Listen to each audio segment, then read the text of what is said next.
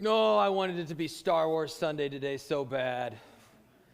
I'm a big Star Wars fan. Those of you who don't understand, why is today Star Wars Day? Because the date is May the 4th. May the 4th be with you. Thank you, and also with you. Come on, Christians, you can get this line. I've got my Star Wars belt buckle on today. I got my Star Wars socks on today. I snuck in little Star Wars pictures into the opening announcements. Pastor Alex was like, I added a few more slides. And I'm like, okay. And then I snuck in and added a few more. I realize, though, that Star Wars isn't as popular as it used to be. It used to be a big deal. But movies in general were bigger deals in the past. It wasn't so easy to get a movie. You couldn't stream it. You couldn't rent it. You saw it in the movie theater. And if you missed it there, I don't know, maybe in a couple years they'd stick it on TV for you. And then after that, because yes, I did grow up way back when we didn't have even VCRs, Pastor Alex. I know. We just got done making the wheel, and then we had to wait for the VCR. But movies would run a long time, they're making so many movies now. Back in the 80s, they made an average of about 6,000 movies a year. And now we put out almost 18,000 movies a year. So you just got more of it going out there, and it's in all these different places, so we're not all watching the same things. Movies would go into movie theaters, and they would be there for weeks upon weeks upon weeks. The movies that had the 3 largest runs in movie theaters that actually ran for the longest. Number 3, Rocky Horror Picture Show. The Rocky Horror Picture Show its first release went out and spent 118 weeks going around in theaters. Number 2, Star Wars, the first movie, Star Wars: A New Hope. 135 weeks. For over 2 years, you could go to a movie theater and see that movie. Because there was nowhere else to go see it. Once it left that theater, it was gone. And the number 1, The Sound of Music, 147. For over 2 years, that's where you would go. So, eventually everybody went and saw Star Wars. Maybe not everybody, but a lot of people did, because it's been out a year and a half and people keep yapping about this. I guess I'll go see it, So maybe people went to see it and they go, I didn't like it. And then they were that person at school, And that's fine. But everybody would be talking about it. It was in the culture. But movies can't have that kind of impact today. Not all the same stories are popular. What I loved about Star Wars when I was a kid was that it was the first time that you had science fiction that actually, in a movie, that seemed to have some substance to it. It was complex. There were all these relationships. It wasn't just here's a good guy and here's a bad guy, and then they go at it and that's the end of the story. And the special effects were amazing. One of the things that I learned from that movie is that bad guys are complex. It's not always a clear-cut story. And there's even an opportunity for restoration, even for the bad guy. Sorry, spoiler alert to those of you who are going to now go back and watch the 3 original trilogy movies. Darth Vader ends up coming back from the dark side in the end. I know, I see one person disappointed already, but honestly, it's been over 40 years. You missed it. It is, and it's important to have those stories, though, because when we have common stories, it gives us a common culture and things to talk about. And so while we may not have that in modern, mass media of movies anymore, we as Christians have that in the stories that come to us from the Bible. These stories that we hold on together. And this story that we have today is one of those stories that's good for us to hold on to. On the surface, it's a story of, here's somebody who took some of their family money, wasted it, came back, said he was sorry, and it was forgiven, and they threw a party. Yay! That's the story. But it is also a much more complex story than that. There's so many layers to what's happening here in this story. Yes, you have this son who goes to his father and says, give me my half of the inheritance. He might as well have just told his dad, I wish you were dead. I want us to fast forward to that moment where you're dead and I get your money. That's the way it would have been received in that culture. The father gives it to him. And then he goes off and he squanders it in dissolute living. I love that phrase, dissolute living, right? That means he went and did the bad stuff, okay? Lived all the little naughty life, right? Going out, wasting it, all the money gone. He finally has to put himself in servitude to someone else. Things are so bad that he's hanging out with the pigs. And when you're a good little Jewish boy, hanging out with the pigs, being willing to eat what the pigs eat, that's a low. At this point, he's at a low. His family is in utter shame. You know everyone at the village is over at the well like, did you hear what happened with the Johnson boy? Yeah. Took all the money, ran off. Dissolute living. He has made his family an embarrassment. He has made his father an embarrassment. And but he has this idea, look, things are so bad for me, and my dad's servants live better than I do. I'm going to go back and I'm going to admit what I've done. I'm going to admit the wrong that I've done. I'm going to say I'm sorry. And then I'm going to say, just make me one of your slaves. That's all I ask. Just make me one of your slaves. And so he goes back home. Now the father sees him coming from a distance, and he runs to him. And I'm going to tell you right now, in this culture, grown men don't run like that. That's just not proper. And you certainly don't go running after that son who created such a horrible reputation for your family, that son who's embarrassed you, who's brought shame into your family, that everyone is talking about. And you run out to him like some kind of child? What are you doing? And so he does. He runs out there. And he embraces him. His son has not even apologized yet. He doesn't know. He could be coming back for more money. Hey, Dad, I need another loan. At this point, the father doesn't even know why he's coming. But before he even is sorry, he is embraced and loved. And then the son starts the speech that he had rehearsed. Oh, Father, I did a terrible thing, sinned against you. And he's about ready to get to the point where he says, make me a slave of yours. But before he can get to that, the father goes, hold up, quick, get the Gucci robe. Get the Gucci robe out. Let's go, right? Put the ring on him. Give him the sandals. My son has status again in my household. My son is fully restored in my household. My son is forgiven. He doesn't have to lower himself to becoming a servant or a slave in this household. He will not be that. He will be fully restored, fully forgiven. Did this make the father look like a fool to some people? Absolutely.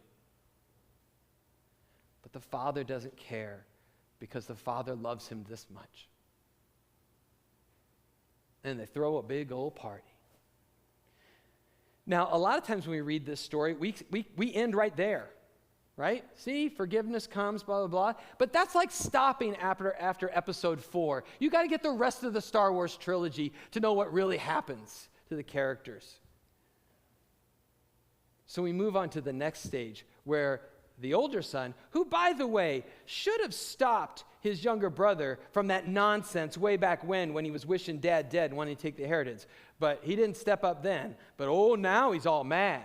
Oh, well, I did all these good things for you, and I was loyal, and I was a good kid. I was the good kid. And now you welcome this delinquent back? You remember he did the dissolute living thing, Dad? Are you kidding me? And I've been faithful to you? Some of you right now are like, oh, I'm that one. I got one of them siblings, and mom and or dad are always forgiving them. Yeah. The goody good who did all the right things is watching, and there's a party going on? Are you kidding me? And he confronts his father. He says to his father, that son of yours, it's kind of like any of you have multiple kids, even if you have only kid, you might do this, where you look at your spouse and you're like, that son of yours? He's completely lacking in any acknowledgement that he has a relationship to his brother. He's not saying my brother, he's saying this son of yours. He's making it a badge of shame for his father to wear. That son of yours and what he did, and after all I did. And what does the father respond? The father says, but we had to. But we had to celebrate. Because this brother of yours was lost and now is found. The father reminds the other son of the relationship that he has with his brother. Now, we had to wait back in the late 70s, early 80s, a long time before we got the next sequel in the Star Wars series. And we've been waiting 2,000 years and we don't have the sequel to this one. What happens?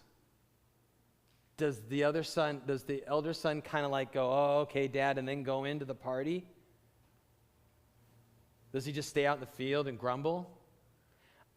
If I had to guess, I'm guessing he didn't go in. And it's unfortunate. We call this parable sometimes the parable of the lost son. And the thing is that we start off the story with one son being lost, but I think we end with the other son being lost. This story invites us into the wonderful way that our God thinks of us. This story tells us very clearly that no matter what you do, you will be welcome back. That there is no dissolute living that you can get yourself into that makes God say, I'm done with you. That God has forgiveness and love for you. In this story, the Father represents God, and God runs out, regardless of what that looks like to anyone else, and loves us even before we're sorry. And then once we're sorry, simply restores us fully.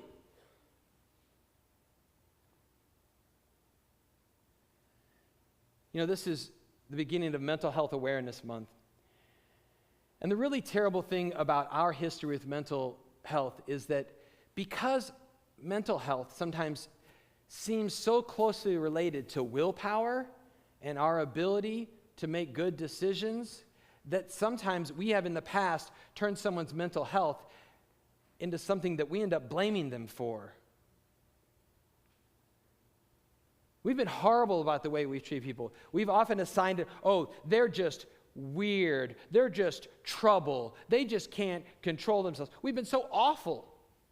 There was a time not that far in our history where we just shamed people who struggled with mental health issues to the point where they just didn't come out of their houses because of the way we treated them. We shamed them into corners, into dark corners of their homes. In some cases, we shamed them into locked rooms, and in some cases, we shamed them into locked facilities. And we didn't understand it as an affliction. We just somehow just said, wrong, and pushed it away. And the thing is that even when we were ignorant and didn't understand things, this parable tells us it doesn't matter what the reason is. Even if you're right in your messed up view of people's behavior, they always deserve our full love and efforts to bring healing and restoration and understanding and community back for people. It doesn't matter. Even if it is that craziness that you think, you still aren't justified in doing that. We especially with people who've had mental health struggles with addiction. Oh, we want to blame it on them. I like going back to my college reunions about every 5 years. And you get together and you're talking, telling stories. And some people, in a most embarrassing way, try to suddenly become their college self when they show up at a reunion. And it doesn't fit, right? But people will be talking. And I've heard things like this before where people will say so-and-so, they're struggling with alcoholism. now and, not doing so well. And then some other person who, let's just say, is not full of grace and loveliness says something like, well, you know how they drank back in college, it's no wonder. And I'm sitting there thinking like, I remember how you drank in college. People don't become alcoholics because they drink too much. It's a complex interaction of genetics and the way our neurochemistry is, and it can happen from just a few drinks or from a lot of heavy drink.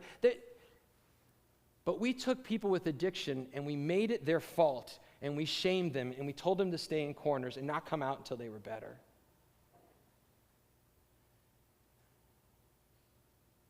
But the story that teaches us about the way we care for one another and love one another and forgive one another tells us that, like, even if your crazy idea that it's fully their fault, they did something bad, you still don't get to be that way to them. So how much more so, now that we have the knowledge of the way these things work, should we be filled with compassion and mercy and constantly looking for ways to provide for people's mental health and for their battles with addiction? How much more so should we, now that we have the knowledge? Because if we have the knowledge, then we can act appropriately for the situation. Having the knowledge of who we're to be as Christians should have been enough, but having the other knowledge we have now should be enough to get us to act appropriately.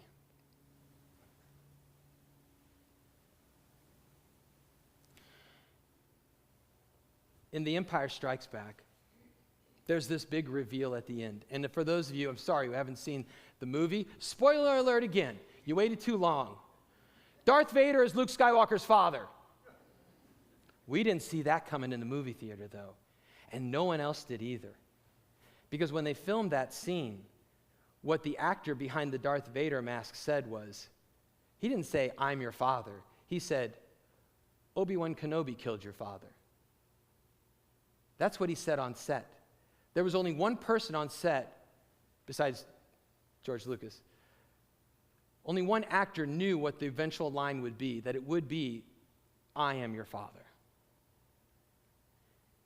They told Mark Hamill, who played the Luke Skywalker character, they told him, this is what the actual line is going to be, so you need to react according to that. So when the line was said, Obi-Wan Kenobi killed your father, and he goes, no! I'm sure there were people on set thought, that was a little overacting, Mark. I mean, that's not that big of a deal. I mean, it's bad the old man killed your dad, but I don't think it's that big of a deal. But in the final editing, they snuck in the dialogue that said, no, I am your father. And so at the premiere, the rest of the cast found out that plot twist at the same time we did. They told Mark Hamill the truth so that he would act appropriately. I'm telling you the truth of God's love and forgiveness and grace so that you can act appropriately. So that when it all comes together, what you do in the face of forgiving and restoring people who maybe even participated in their brokenness, for when you participate in the moment of truly loving and accepting and seeking the healing and restoration of someone who's suffering from all sorts of afflictions, so that you can act appropriately. May God be blessed by the way that you show this kind of love. Hallelujah. Amen.